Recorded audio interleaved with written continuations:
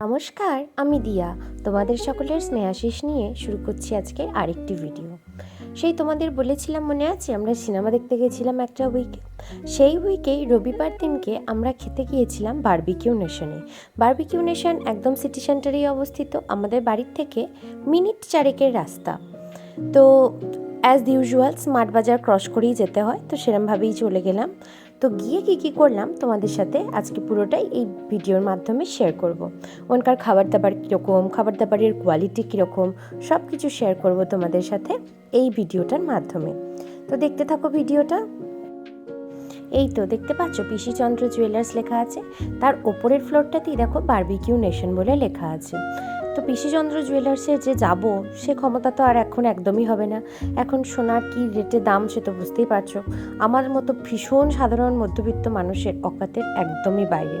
তো যাই হোক, মনে মনে অনেক স্বপ্ন দেখলাম যে একদিন তো অবশ্যই যাব, কিন্তু জানি সেদিন কখনোই সম্ভব নয়। কিছু কিছু জিনিস সম্ভব অসম্ভবের ব্যাপার আছে, কিন্তু এই সোনা কেনাটা আমার মতো লোকের কাছে একেবারেই অসম্ভব। তো সেই জন্য খাবার খেয়েই মন ভরাতে হবে, এছাড়া উপায় নেই।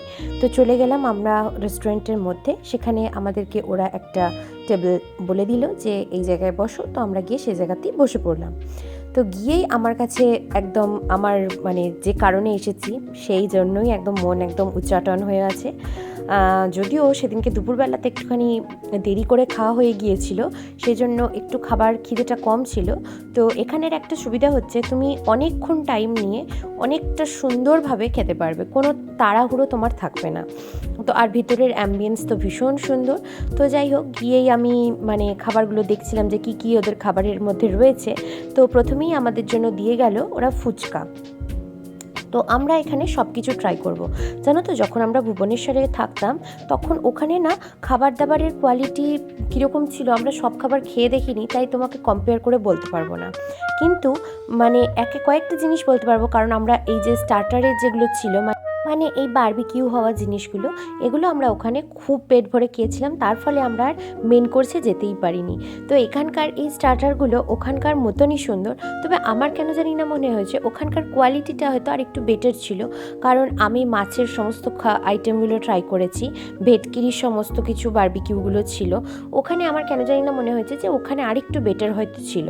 আর এখানকার আরেকটা হচ্ছে যে তুমি যাও আর তুমি যদি ওদেরকে বলে দাও যে তোমার বার্থডে বা তোমার অ্যানিভার্সারি বা তোমার কিছু একটা ওকেশন আছে, ওরা তোমাকে একটা ছোট্ট মতো গিফট হিসেবে একটা কেক দেবে, এবং সেখানে ওরা তালি দেবে আর কি। ওদের যে সমস্ত ক্লার্করা রয়েছেন তারা তালি দেবেন, সেখানে একটা আলাদা গান বাজবে, তো একটা আলাদাই ভাইব ওখানে চলছিল। এছাড়া সব সময় আর কি গান চলছিল। তো ভেতরটাই জানো তো, যেহেতু সবসময় এই আগুনটা জ্বলছে না, সবসময় ওই কয়লার আঁচটা জ্বলছে প্রত্যেকটা টেবিলে টেবিলে, তো সেই জন্য আর কি ভেতরে বেশ গরম করছিল। আর সেই সময় যখন আমি গেছিলাম সেই সময় অতটা ঠান্ডাও পড়েনি। তো যাই হোক, দেখো এই ডিজার্টগুলো কি সুন্দর দেখতে, খেতেও কিন্তু তেমনই সুন্দর। এখানকার খাবারের কোয়ালিটি নিয়ে কোনো কথা হবে না, ওরা খাবারের কোয়ালিটি একদম অসাম রাখে।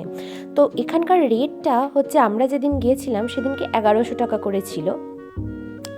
অন্যান্য সময় আমরা যেহেতু একদম উইকেন্ডে গেছি সেজন্য 1100 টাকা করেছিল। এমনি উইকডেজে সোমবার মঙ্গলবার এরকম ডেজগুলোতে কিন্তু খাবারের দাম অনেক কম থাকে। আর একটা মজার ব্যাপার হচ্ছে, এরা স্টুডেন্টদেরকে আলাদা ছাড় দেয়।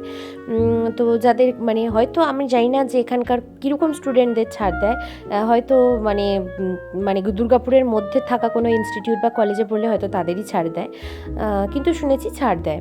তো যাই হোক, এখানে দেখো এবার এখানে যে বুফেতে যে মেনুগুলো ছিল সেগুলো তো দেখতেই পেলে। একদম স্যুপ থেকে শুরু করে মাছ, ডিম, তারপরে তোমার নুডলস, সমস্ত কিছু, ডাল, পোস্ত, সমস্ত কিছু ছিল। তারপরে স্যুপের একটু আইটেম এখানে বেশিই ছিল, যেহেতু শীতকাল আসছে জন্য স্যুপ তো বেশ ভালোই ভরে ভরে রেখেছে। আর মাটন রোগান জোশের জন্য একটা আলাদা সেন্টার ছিল, সেই জায়গাতে ওরা মাটন একদম গরম গরম বানিয়ে সেটাই সার্ভ করছে সবাইকে। আর তারপরে এবার এই সমস্ত খাবারগুলো খাওয়ার পরে আমি সকালবেলা যে ডিজার্টগুলো নিয়ে বসেছিলাম সেগুলো এতক্ষণে খাচ্ছি। সত্যি কথা বলতে কি, ওখানে না গিয়ে তোমাকে 3-4 ঘন্টা টাইম তোমাকে দিতেই হবে, আদারওয়াইজ তুমি ওদের এত মেনু একসাথে তুমি জাস্ট টেস্ট করার জন্য হলেও তুমি খেয়ে উঠতে পারবে না।